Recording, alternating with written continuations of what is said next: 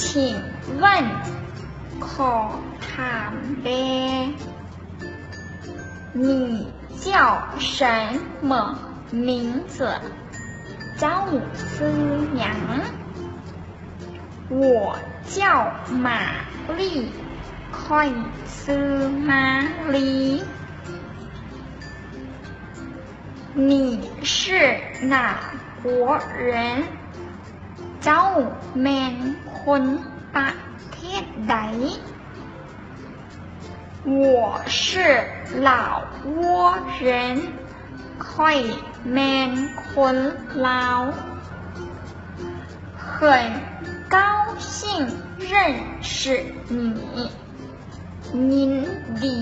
ที่ได้รู้จักเจ้า你会说汉语吗เจ้าเว้าภาษาจีนเป็นบ่我不会说汉语ค่อยเว้า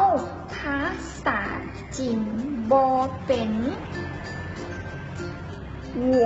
会说一点ค่อยเว้า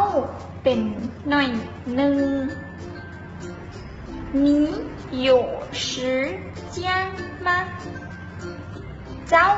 มีเวลาบ่我想跟你学汉语可以吗ค่อยอยากเรียนภาษาจีนนำเจ้าได้บ่可以ได้谢谢ขอบใจ